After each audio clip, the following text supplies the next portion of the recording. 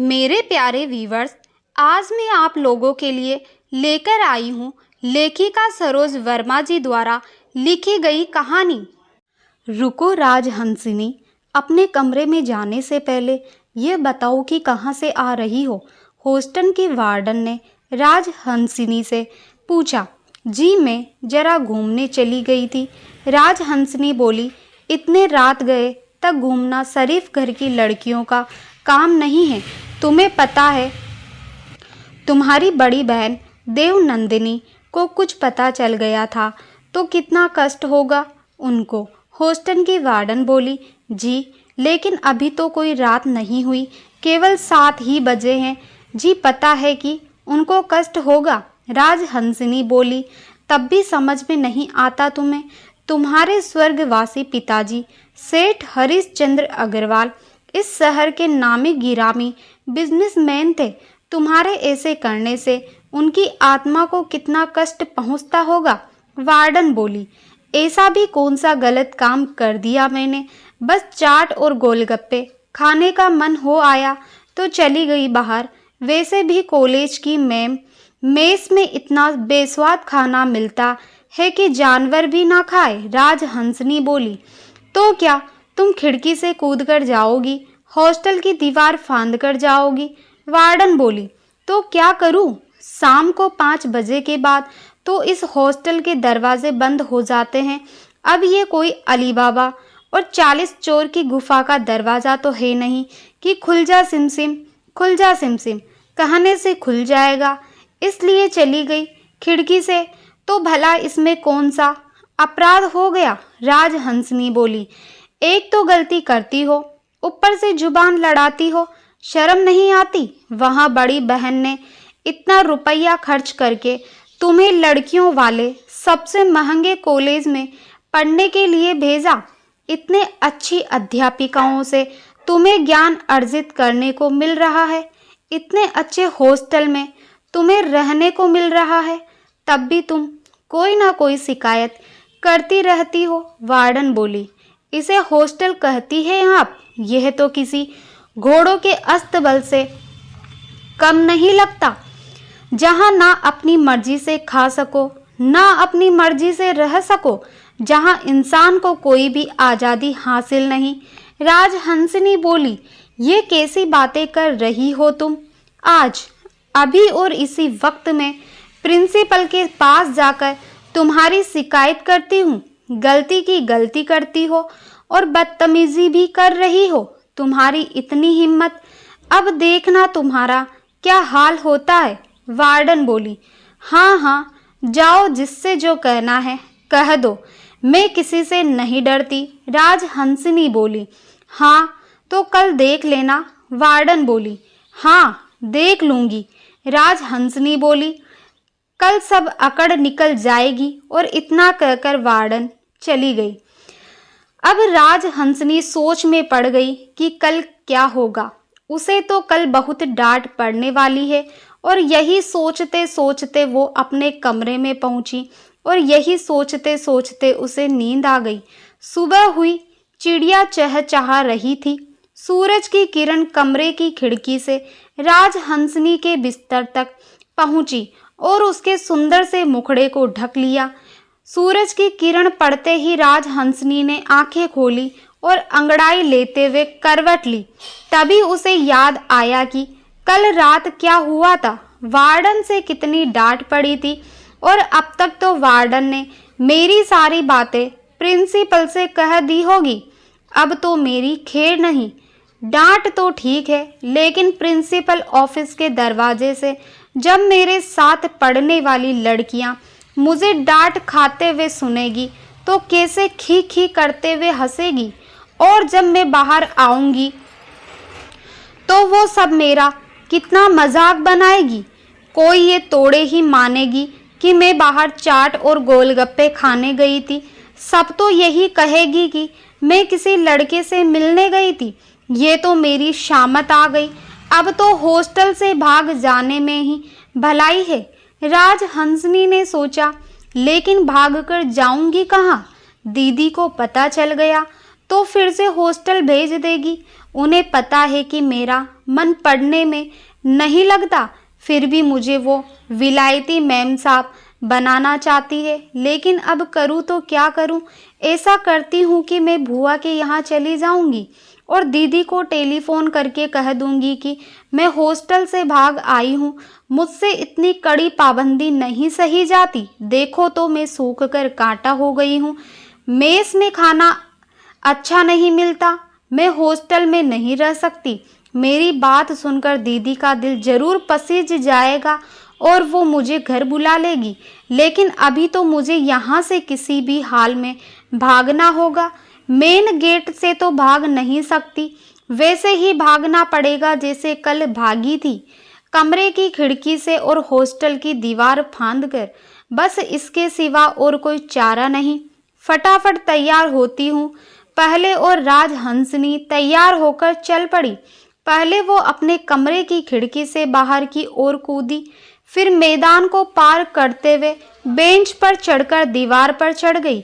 उसने पहले अपनी एक चप्पल उतार कर फेंक दी, फिर दूसरी ओर कूद पड़ी।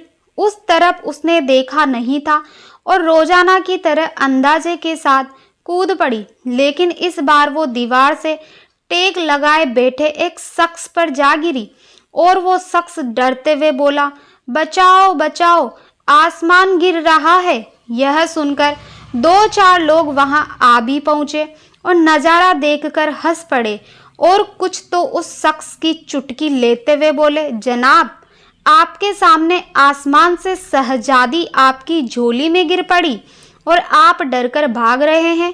अब क्या कहूँ श्रीमान, पहले आसमान से मेरी झोली में एक चप्पल आ गिरी, फिर दूसरी आ गिरी। मुझे जब तक कुछ समझ आता तो ये शहजादी साहिबा आ गिरी। मैं ठहरा सीधा साधा इंसान, डर ही जाऊंगा ना। मुझे लगा आसमान गिर पड़ा। उस शख्स ने जवाब दिया। तभी भीड़ में से एक ने कहा, चलो भाई यहाँ से, यहाँ तो कुछ और ही कहानी चल रही है, और सारे लोग वहां से हंसते हुए चले गए। तभी राज हंसनी गुस्से से बोली, क्यों जनाब, क्या मैं आपको आसमान दिखती हूँ? ना शहजादी साहिबा, आसमान भला साड़ी तोड़े ही पहनता है और ना ही लंबी लंबी 2 चोटियां बनाता है। उस शख्स ने कहा, आपके कहने का क्या मतलब है? राज हंसनी ने गुस्से से पूछा। कुछ नहीं शहजादी साहिबा, भला आप आसमान कैसे हो सकती है? बिजली जरूर हो सकती है, क्योंकि बार बार आप ऐसे कड़क जो रही है। उस शख्स ने कहा, ये क्या कह रहे हैं आप? जुबान संभाल कर बात कीजिए जनाब। राज हंसनी बोली, मेरी जुबान तो संभली हुई है शहजादी साहिबा, मेरी जगह कोई और होता तो। उस शख्स ने कहा, कोई और होता तो क्या? राज हंसनी बोली, कुछ नहीं शहजादी साहिबा, भला एक बेरोजगार निठल्ला आदमी भला कर भी क्या सकता है? उस शख्स ने कहा, क्या कह रहे हो, बेरोजगार? राज हंसनी बोली, जी हाँ, जेब से फकीर हूँ, हाथ में फूटी कौड़ी भी नहीं, शाम को घर जाने में भी शर्म आती है, विधवा बहन और भांजे का पेट पालने के भी काबिल नहीं हूँ। मेरे इतना पढ़े लिखे होने के बाद भी भला क्या फायदा जब मैं उन्हें 2 रोटी भी नहीं खिला सकता। उस शख्स ने कहा, मेरी नज़र में तो तुम शहजादे हो, तुम गरीब नहीं। अच्छा देखो, पेन है तुम्हारे पास? राज हंसनी ने पूछा। हाँ है, उस शख्स ने कहा। और कागज है? राज हंसनी ने पूछा। जी वो तो नहीं है, शख्स ने कहा। अच्छा ठीक है, अपनी हथेली लाओ, राज हंसनी बोली। लेकिन क्यों? उस शख्स ने पूछा। लाओ तो। और राज हंसनी ने उस शख्स की हथेली पर कुछ लिखते हुए कहा, इस पते पर चले जाना, तुम्हें जरूर नौकरी मिल जाएगी। जी बहुत बहुत धन्यवाद। उस शख्स ने कहा, ठीक है अब चलती हूँ शहजादे। राज हंसनी बोली, ठीक है शहजादी साहिबा। और इतना कहकर दोनों अपने अपने रास्ते चल गए। दरवाजे पर दस्तक हुई। एक महिला ने दरवाजा खोला।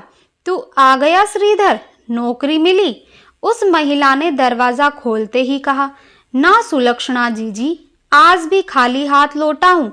लेकिन किसी ने एक पता दिया है, कल उस पते पर जाकर नौकरी के लिए कहता हूँ। श्रीधर बोला, ठीक है, तू हाथ मुंह धो ले, मैं खाना लगाती हूँ। सुलक्षणा बोली। तभी भीतर से भागते हुए बबलू आकर सीधे मामा की गोद में चढ़ते हुए बोला, मामा मेरे लिए चाबी वाला खिलौना लाए ना? ना बेटा, आज भी ना ला पाया, लेकिन कल जरूर ले आऊंगा। श्रीधर बोला, जाओ, हम तुमसे नहीं बोलते। बबलू बोला, ना बबलू बेटा, मामा से ऐसे नहीं रूठते, कल मामा जरूर से अपने बबलू के लिए चाबी वाला खिलौना लाएंगे।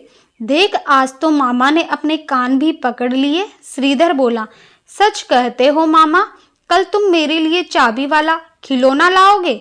बबलू ने पूछा। हाँ किशन कन्हैया, कल तेरा मामा तेरे लिए चाबी वाला खिलौना जरूर लाएगा। श्रीधर बोला, अच्छा, अब तेरी बकबक बंद हो गई हो तो मामा को खाना खाने दे। सुलक्षणा बोली, मैं भी खाना खाऊंगा। बबलू बोला, हाँ तेरे लिए भी लाई हूँ। सुलक्षणा बोली, ये क्या माँ, तुम रोज रोज दाल भात पका देती हो, ना तरकारी होती है साथ में और ना चोखा, मुझे नहीं खाना ये दाल भात। बबलू बोला, नखरे मत कर, चुपचाप खा ले, मेरे पास इतने पैसे नहीं है कि तेरे लिए रोज 56 भोग पकाऊं। सुलक्षणा बोली, जीजी इतना मत बिगड़ो बच्चे पर, बच्चा ही तो है, नहीं समझता बातों को, लेकिन तुम तो बड़ी हो ना। श्रीधर बोला, तो क्या करूं? श्रीधर, माँ बाप बचपन में छोड़कर चले गए और भरी जवानी में पति को भी भगवान ने अपने पास बुला लिया। आखिर इंसान ही तो हूँ, कोई देवी तो नहीं जो आंखें बंद करके सब सहती जाऊं। सुलक्षणा बोली, धीरज रखो जीजी, जरा संयम से काम लो, जब अच्छे दिन नहीं रहे तो बुरे दिन भी नहीं रहेंगे, और हमारा बबलू बहुत अच्छा बच्चा है, देखना कैसे ये दाल भात चुटकियों में खत्म करता है। कल मैं बबलू के लिए बाजार से समोसे, कचौरियाँ और इमरती लाऊंगा, बबलू को बहुत पसंद है, ये है ना बबलू बेटा? श्रीधर बोला, सच कहते हो मामा, कल तुम ये सब चीजें लाओगे तो मैं फटाफट से दाल भात खत्म कर देता हूँ, देखना तुमसे पहले खा लूंगा। बबलू बोला, और ये सब देखकर श्रीधर और सुलक्षणा की आंखें भर आई। दूसरे दिन श्रीधर ने सुबह सुबह तैयार होकर सुलक्षणा को आवाज दी, जीजी मैं तो चलता हूँ, कहाँ जा रहे हो? सुबह सुबह, चल पहले कुछ खा ले फिर चले जाइयो। सुलक्षणा बोली, जीजी कल किसी ने एक पता देते हुए कहा था कि यहाँ चले जाना, नौकरी मिल जाएगी, सो वहीं जा रहा था। श्रीधर बोला, अच्छा ठीक है, ये ले पोहे बनाए हैं, थोड़ा खा ले, मुझे मालूम है तू दिन भर ऐसे ही बिना कुछ खाए रह जाएगा और यहाँ मेरा जी जलता रहेगा। सुलक्षणा बोली, क्यों, मेरी इतनी चिंता करती हो दीदी? सिलाई करके तुम्हें 2-4 रुपए मिलते हैं, वो भी तुम इस घर और इस निठल्ले भाई पर खर्च कर देती हो। श्रीधर बोला, तू ये कैसी बातें कर रहा है रे? तेरे जीजा जी के जाने के बाद एक तेरा ही तो सहारा था, तूने मुझे इस घर में सहारा देकर बहुत बड़ा एहसान किया है, नहीं तो जेठ और जेठानी ने तो घर से निकाल दिया था, तू ना होता तो नन्हे से बच्चे को लेकर कहाँ जाती? यह कहते कहते सुलक्षणा की आंखें भर आई। कैसी बातें करती हो जीजी, जितना यह घर मेरा है उतना तुम्हारा भी तो है, क्या हुआ जो हमारे माँ बाप जिंदा नहीं हैं? हम भाई बहन हमेशा सुख दुख में एक दूसरे का साथ निभाएंगे। श्रीधर बोला, मेरा राजा भैया, अच्छा चल नाश्ता कर ले। सुलक्षणा बोली, माँ मुझे भी राजा बेटा कहकर पुकारो। बबलू मासूमियत से बोला और बबलू की बात सुनकर सब हंस पड़े। श्रीधर ने नाश्ता किया और नौकरी ढूंढने निकल गया। वो एक कपड़े की मिल का पता था जहां श्रीधर नौकरी ढूंढने गया था। वहां की मालकिन देव नंदिनी अग्रवाल थी। सभी उससे बहुत डरते थे। वह सहकर्मचारियों को जरा सी गलती पर घंटों भाषण देती थी। ऊपर से औरत जात तो कोई बहस भी ना करता था। ईमानदार और मेहनती कर्मचारियों का वो खास ख्याल रखती थी, लेकिन बेईमान और आलसी कर्मचारियों से उसे कुछ ज्यादा ही चिढ़ रहती थी। उसके पिताजी सेठ हरिश्चंद्र अग्रवाल शहर के रईसों में से गिने जाते थे। पत्नी का देहांत छोटी बेटी के जन्म के वक्त हो गया था। जैसे तैसे दोनों बेटियों को आया के सहारे पाल पोस कर बड़ा किया। बड़ी बेटी ने कॉलेज की पढ़ाई पूरी की ही थी कि अग्रवाल साहब को दिल का दौरा पड़ा और वो इस दुनिया को अलविदा कह गए। अब उनके कोई बेटा तो था नहीं, इसलिए उनके वर्षों पुराने मुंशी जी ने देवनंदिनी को सलाह दी कि अब से सारा कारोबार वो ही संभाल ले और अगर कोई परेशानी आती है तो वो तो है ही उन्हें बताने के लिए, क्योंकि इस काम के लिए किसी रिश्तेदार पर भरोसा नहीं किया जा सकता। क्या पता धोखे से सब कुछ अपने नाम कर ले। देवनंदिनी मुंशी जी की बात टाल ना सकी और अपने कंधों पर उसने सारे कारोबार की जिम्मेदारी ले ली। लेकिन कारोबार और अपनी छोटी बहन राजहंसनी को संभालते संभालते वो अपनी खुशियां भूल बैठी। जिस उम्र में लोग शादी करके अपने बच्चे संभालते हैं, वो इस उम्र में मील और व्यापार संभाल रही थी। कभी कभी उसको भी ये अकेलापन खलने लगता है, लेकिन क्या करे, हालातों के सामने मजबूर है। उसके एक डॉक्टर मित्र कमलकांत उसे पसंद करते हैं। उसे न जाने कब से अपनी मन की बात बताने की कोशिश करते आए हैं, लेकिन देवनंदिनी के सख्त स्वभाव के आगे उसकी हिम्मत जवाब दे जाती है और उनकी सब आशिकी धरी की धरी रह जाती है। डॉक्टर कमलकांत भी हीरो के व्यापारी सेठ दौलत राम के बेटे हैं। विलायत जाकर उन्होंने डॉक्टरी की डिग्री हासिल की है। मरीज को देखते ही मर्ज पकड़ लेते हैं।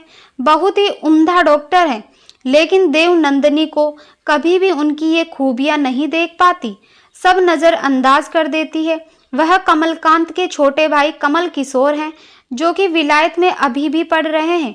राजहंसनी पर लट्टू रहते हैं और राजहंसनी भी उन्हें लट्टू की तरह नचाती रहती है। लेकिन कमल किशोर इतना ढीठ है कि राजहंसनी की सौ गालियां खाकर भी उसके पीछे पीछे ही लगा रहता है। श्रीधर कपड़े की मिल पहुंच ही जाता है कि दरबान ने उसे गेट पर ही रोकते हुए कहा, कहाँ घुसे जाते हो भाई? भाई नौकरी के लिए आया हूँ, श्रीधर बोला। कोई सिफारिश है या ऐसे ही मुंह उठाए चले जाते हो? दरबान बोला, सिफारिश तो नहीं है, लेकिन किसी ने यहाँ का पता दिया था और कहा था कि यहाँ जाते ही तुम्हें नौकरी मिल जाएगी। श्रीधर बोला, किसने दिया था पता? दरबान ने पूछा। शहजादी ने, श्रीधर बोला। शहजादी? कहाँ मिली तुम्हें ये शहजादी? दरबान ने पूछा। जी आसमान से टपकी थी, श्रीधर बोला। आसमान से टपकी थी? दरबान ने हंसते हुए कहा। हाँ भाई, आसमान से टपकी थी कसम से, श्रीधर बोला। भाई दिन में भी पी रखी है क्या, जो ऐसी बहकी बहकी बातें कर रहे हो? दरबान ने पूछा। ना भाई, यहाँ रोटी तो खाने को नहीं मिलती, पीने के लिए पैसे कहाँ से आएंगे? श्रीधर बोला। किसी की सिफारिश लाओ तभी भीतर घुसने दूंगा, दरबान बोला। श्रीधर दरबान के संग बहस कर ही रहा था कि एक बड़ी सी इम्पाला मील के सामने आ खड़ी हुई। उसमें से एक औरत उतरी जिसने महंगी सिल्क की साड़ी पहनी थी, किनारे से मांग गाड़कर बालों का बड़ा जूड़ा बनाया था, आंखों पर काला धूप का चश्मा पहना था और हाथों में महंगा पर्स थाम रखा था। उसे देखते ही दरबान ने झुककर नमस्ते की। नमस्ते मेम साहब। तभी श्रीधर को देखते ही उस औरत ने दरबान से पूछा, तुम्हारा रिश्तेदार है? ना मेम साहब, नौकरी मांगने आया है, दरबान ने जवाब दिया। अच्छा, तो पढ़े लिखे हो? औरत ने श्रीधर से पूछा। श्रीधर उस औरत का मुंह ताकते ही रह गया कि ये क्यों मुझसे सवाल पूछ रही है। तभी दरबान बोला, जवाब काहे नहीं देते बाबू साहब, ई ही तो मील की मालकिन है। माफ कीजिए, मुझे पता नहीं था। श्रीधर बोला। जी मैंने पूछा पढ़े लिखे हैं? मालकिन ने श्रीधर से फिर पूछा। जी हाँ, साथ में पेंटिंग भी बहुत अच्छी करता हूँ। ये रही डिग्रियाँ और मेरी कला के नमूने, श्रीधर बोला। अच्छा ठीक है, मेरे ऑफिस में आकर मिलो। और इतना कहकर मालकिन भीतर चली गई। उसके जाने के बाद दरबान श्रीधर से बोला, अब खड़े का हो जाओ भीतर, यही तो मालकिन थी, इनका नाम देवनंदिनी है। तुमसे न जाने कैसे ऐसे बात कर ली, नहीं तो सीधे मुंह किसी से बात नहीं करती। अच्छा, बहुत सख्त स्वभाव की है क्या? श्रीधर ने दरबान से पूछा। सख्त नहीं भाई, रूखा कहो, रूखा, बहुत ही खड़ूस है। दरबान बोला। अच्छा, इन्हीं की नौकरी करते हो और इन्हीं की बुराई करते हो? शिकायत करूं क्या भीतर जाकर? श्रीधर बोला। ना भैया, रोजी रोटी का सवाल है, छोटे छोटे बच्चा है, भूखन मर जाइए। दरबान बोला। अच्छा ठीक है, चिंता ना करो, मैं कुछ नहीं कहूँगा। श्रीधर बोला। भगवान तुम्हारा भला करे, अब तुम जल्दी से भीतर जाओ, देर ना ही करो। दरबान बोला। ठीक है भाई, श्रीधर बोला। और कुछ ही देर में श्रीधर ऑफिस पहुंचा। उसने ऑफिस के दरवाजे पर धीरे से दस्तक दी। भीतर से आवाज आई, भीतर आ जाइए। श्रीधर ने भीतर जाकर मालकिन से शिष्टापूर्वक नमस्ते की। मालकिन कुर्सी की ओर इशारा करते हुए बोली, बैठिए। जी धन्यवाद। श्रीधर बोला। लाइए जरा अपनी डिग्रियां और चित्रकारी के नमूने दिखाइए। मालकिन बोली। जी ये लीजिए। श्रीधर बोला। मील की मालकिन ने सभी डिग्रियां और नमूने देखते हुए कहा, प्रथम श्रेणी में सभी डिग्रियां हैं, काफी होशियार लगते हैं आप, और चित्रकारी भी बड़ी उम्दा है, मुझे पसंद आई। लेकिन आपको नौकरी में रखने से पहले मुझे एक बार मुंशी जी से सलाह लेनी होगी। मैं उन्हें यहीं बुलाए लेती हूँ, वो ये डिग्रियां और नमूने देखकर तसल्ली कर लेंगे, फिर मुझे कोई परेशानी ना होगी। मालकिन बोली। जी मुझे कोई ऐतराज नहीं है। श्रीधर बोला। ठीक है, तो मैं अभी उनके केबिन में टेलीफोन करके उन्हें बुला लेती हूँ। मालकिन ने इतना कहकर टेलीफोन उठाया और बोली, चाचा जी जरा आप मेरे ऑफिस में आने का कष्ट करेंगे, आपसे कुछ राय लेनी है। हाँ अभी आता हूँ। नंदिनी बिटिया, टेलीफोन के उस तरफ से मुंशी जी बोले। बहुत धन्यवाद चाचा जी, तो आप आइए, मैं आपका इंतजार कर रही हूँ। और इतना कहकर मालकिन ने टेलीफोन रख दिया। कुछ ही देर में मुंशी जी मालकिन के कमरे में आए और आकर पूछा, क्या बात है देवनंदिनी बिटिया? चाचा जी ये श्रीधर है, इन्हें नौकरी की जरूरत है। मैंने तो इनकी डिग्रियां और चित्रकारी के नमूने देख लिए हैं, जरा आप भी देख लेते तो मुझे तसल्ली हो जाती और इन्हें नौकरी मिल जाती। मालकिन बोली, लाओ बिटिया जरा मैं भी तो देखूं। मुंशी जी बोले। ये लीजिए। देवनंदिनी बोली और मुंशी जी ने डिग्रियां और नमूने हाथ में लिए और देखने लगे। कुछ देर देखने के बाद बोले, बिटिया बहुत ही उम्दा है, इन साहब को नौकरी पर लग लिया जाए। बहुत अच्छा चाचा जी। देवनंदिनी बोली। तो मैं चलता हूँ। और मुंशी जी इतना कहकर चले गए। तो फिर आप कल से आ जाइए। देवनंदिनी ने श्रीधर से कहा। जी दिन भर घर में भी क्या करूँगा, मैं तो सोचता हूँ कि आज और अभी से काम पर लग जाऊँ। श्रीधर बोला। तो चलिए मैं आपको आपका काम समझा देती हूँ। देवनंदिनी बोली। जी बहुत अच्छा, तो चलिए। श्रीधर बोला और दोनों देवनंदिनी की ऑफिस से निकल पड़े। श्रीधर और देवनंदिनी मिल के भीतर पहुंचे। मिल में काम जारी था, सभी कर्मचारी अपने अपने काम पर लगे हुए थे। देवनंदिनी ने सभी कर्मचारियों से श्रीधर का परिचय करवाते हुए कहा कि आज से यह भी आप सभी के साथ काम करेंगे, ये कपड़ों और साड़ियों पर चित्रकारी करेंगे और अब मैं कैशियर के पद से मुक्त होना चाहती हूँ, इसलिए ये जिम्मेदारी भी मैं इन्हें सौंपना चाहती हूँ।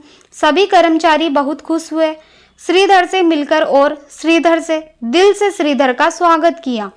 श्रीधर को काम समझाकर देवनंदिनी अपने ऑफिस में चली गई। श्रीधर भी अपना काम समझने में लग गया। काम करते करते दोपहर हो गई। लंच की घंटी बजी। सभी कर्मचारी अपना अपना खाने का डिब्बा उठाकर खाना खाने मिल से बाहर निकलने लगे।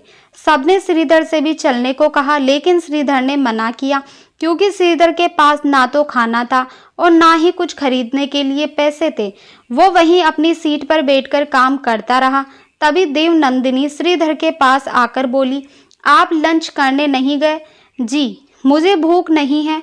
श्रीधर बोला, जी अब तो दोपहर होने को आई है, वैसे भी आप घर से नाश्ता खा के चले होंगे, अब तक तो भूख लग आई होगी। देवनंदिनी बोली, जी देवी जी आप बिल्कुल सही कह रही है, लेकिन हम गरीबों को आदत होती है, दिन में एक बार भी रोटी नसीब ना हो जाती तो हमारे लिए वही बहुत बड़ी बात है। श्रीधर बोला, जी मैं कुछ समझी नहीं, आप क्या कहना चाह रहे हैं? देवनंदिनी बोली। जी कुछ नहीं, माफ कीजिएगा, बस ऐसे ही मुंह से निकल गया। श्रीधर बोला, लगता है पैसे की बहुत बड़ी तंगी है आपके घर में। कोई बात नहीं, आप आज ही एडवांस में अपनी तनख्वाह ले लीजिए। मैं चाचा जी से आज ही इस मसले पर बात करके आपको आज ही तनख्वाह देने के लिए कहती हूँ। देवनंदिनी बोली, जी बहुत बहुत मेहरबानी। श्रीधर बोला, मेहरबानी किस बात की, ये तो आपका मेहताना होगा। देवनंदिनी बोली, जी वो तो सही है, लेकिन मेरा काम देखे बिना ही मेहताना लेना मुझे जरा ठीक नहीं लगता। श्रीधर बोला, जी मेरा तो ये मानना है कि जब इंसान दुनिया भर की चिंताओं से मुक्त होगा तभी तो काम पर ध्यान दे पाएगा, और जब काम पर ध्यान दे पाएगा तभी तो हमारी मील की तरक्की हो पाएगी। इसलिए आज से आप घर की, गृहस्थी की और परिवार के सदस्यों की चिंता छोड़कर केवल अपने काम पर ध्यान दीजिए। ये सब चिंताएं आप मुझ पर छोड़ दीजिए। देवनंदिनी बोली, जी बहुत अच्छा, बहुत बहुत शुक्रिया। श्रीधर बोला, तो फिर चलिए मेरे केबिन में चलकर आज का लंच आप मेरे संग कीजिए, मुझे बहुत खुशी होगी। देवनंदिनी बोली, जी इतना मान देने के लिए बहुत धन्यवाद।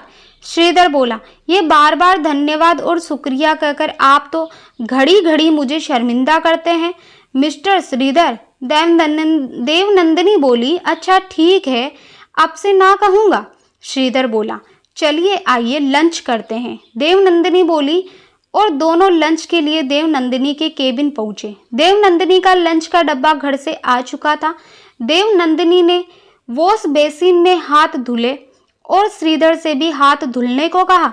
देवनंदिनी ने 2 प्लेट निकाली, डिब्बा खोला और खाना परोसते हुए श्रीधर से बोली, मैं बहुत ही सादा खाना खाती हूँ, शायद आपको पसंद ना आए। ये रही मूंग की दाल, आलू मेथी की तरकारी, टमाटर का सलाद, दही और रोटी। इतना कहते ही देवनंदिनी ने श्रीधर की ओर परोसी हुई प्लेट बढ़ा दी।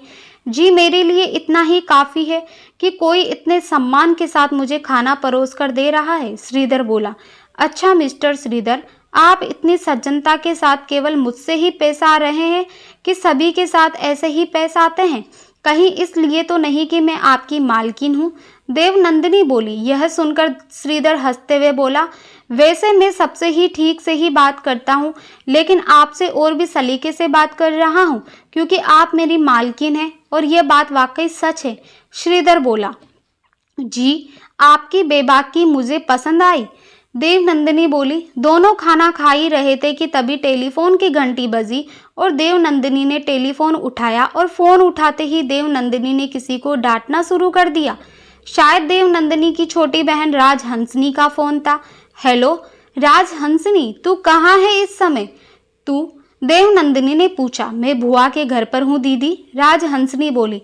अच्छा, बुआ जी के घर पर? तू वहाँ कैसे पहुंची? देवनंदिनी ने पूछा।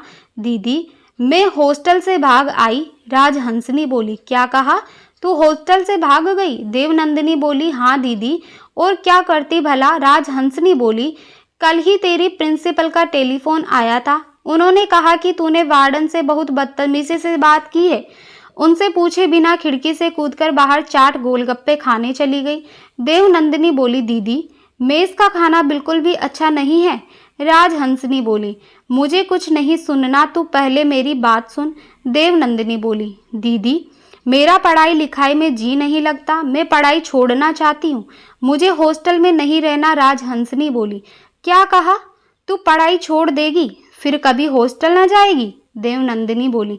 राजहंसनी तुझे हॉस्टल जाना होगा, मैं अभी थोड़ी देर में बुआ के घर आती हूँ तुझे लेने। और इतना कहकर देवनंदिनी ने टेलीफोन रख दिया। जी क्या हुआ, आप इतनी परेशान क्यों हो गई देवी जी? श्रीधर ने पूछा। कुछ नहीं, मेरी छोटी बहन का टेलीफोन था, नाक में दम कर रखा है, कुछ समझती ही नहीं, आए दिन कोई ना कोई परेशानी खड़ी करती रहती है। मैं अभी खाना खाकर निकलूंगी, उसे बुआ के घर से लाना होगा। हॉस्टल से भागकर बुआ जी के घर जा बैठी है। मैं आपकी तनख्वाह के लिए भी कहती जाती हूँ, हो सकता है कि मुझे देर हो जाए और मैं वापस मिल ना आ सकूं। देवनंदिनी बोली। तो क्या आपकी छोटी बहन हॉस्टल में रहती है? श्रीधर ने पूछा। जी लेकिन वो पढ़ना ही नहीं चाहती, आए दिन हॉस्टल से भाग जाती है। देवनंदिनी बोली, आपने कभी उसकी परेशानी पूछने की जरूरत नहीं समझी? हो सकता है वहाँ उन्हें कोई परेशानी हो। श्रीधर बोला, जी सब उसके नाटक है, ना पढ़ने के, इसलिए रोज ना कोई मुसीबत खड़ी करती रहती है। देवनंदिनी बोली, जी तो फिर आपको तो जल्दी जाना चाहिए। श्रीधर बोला, जी बस निकलती हूँ, मेरा लंच तो हो गया, आप कुछ और लेंगे? देवनंदिनी ने श्रीधर से पूछा। जी नहीं, मैं कुछ और नहीं लूँगा, मेरा लंच भी हो गया। श्रीधर बोला और देवनंदिनी ने घर से खाना लेकर आए बाहर बैठे नौकर को आवाज़ दी, रामू रामू, ये खाने का डब्बा उठा लो और ये प्लेट्स भी साफ करके रख दो। जी दीदी, अभी सब साफ करता हूँ, रामू बोला। देवनंदिनी बोली, ठीक है तो मिस्टर श्रीधर, मैं निकलती हूँ, आपकी तनख्वाह आपको घर जाते वक्त मिल जाएगी। जी बहुत बहुत अच्छा। और इतना कहकर श्रीधर भी अपना काम करने चला गया। शाम को छुट्टी हुई और मुंशी जी श्रीधर की तनख्वाह उसके हाथ पर रखते हुए बोले, लीजिए श्रीधर बाबू, आपकी एडवांस तनख्वाह। देवनंदिनी बिटिया मुझसे कहकर गई थी, इसलिए मैं देने चला आया। जी बहुत बहुत शुक्रिया मुंशी जी, आप नहीं समझ सकते कि आज मेरे लिए कितनी खुशी का दिन है। नमस्ते जी, अब चलता हूँ, श्रीधर बोला। और इतना कहकर श्रीधर खुशी खुशी मिल से बाहर आया और उसने बाजार के रास्ते का रुख किया। उसने बाजार से सबसे पहले बबलू के लिए चाबी वाला खिलौना खरीदा, सुलक्षणा के लिए साड़ी, बबलू के लिए कपड़े भी खरीदे, फिर कुछ मिठाइयाँ, समोसे, कचौरियाँ खरीदकर, रसोई के लिए कुछ राशन और सब्जियाँ खरीदकर वो घर पहुँचा। दरवाजे पर दस्तक दी। दरवाज़ा खुलते ही श्रीधर के हाथ में इतना सामान देखकर सुलक्षणा खुशी के मारे फूली ना समाई। नौकरी मिल गई तुझे? सुलक्षणा ने खुशी से पूछा। हाँ जीजी, नौकरी मिल गई, देखो मैं आज क्या क्या लेकर आया हूँ। श्रीधर बोला, चल पहले भगवान को भोग लगा दे इस मिठाई का और हाथ जोड़ ले, फिर सब सामान दिखाना। सुलक्षणा बोली, ठीक है जीजी, बबलू कहाँ है, उसे भी बुला लो। श्रीधर बोला। सबने भगवान के सामने हाथ जोड़कर सारा सामान खोला। सामान देकर सुलक्षणा ने श्रीधर से कहा, क्यों रे, सब हम लोगों के लिए ही लाया है, अपने लिए कुछ ना ले आया? ले लूंगा जीजी, अपने लिए भी ले लूंगा, अब तो नौकरी मिल गई है ना, श्रीधर बोला। और उस रात सुलक्षणा ने सबकी पसंद का खाना बनाया और सबने जी भर के खाया। इधर देवनंदिनी बुआ के घर से राजहंसनी को ले आई और उससे बिल्कुल भी बात नहीं की। देवनंदिनी मोटर चला रही थी और राजहंसनी उसके बगल में बैठी देवनंदिनी का गुस्सा ठंडा होने का इंतजार कर रही थी। तो मेरे प्यारे व्यूअर्स, कहानी के इस भाग का यहीं पर करते हैं अंत। कहानी में आगे क्या होने वाला है यह जानने के लिए कहानी का दूसरा भाग जरूर देखें।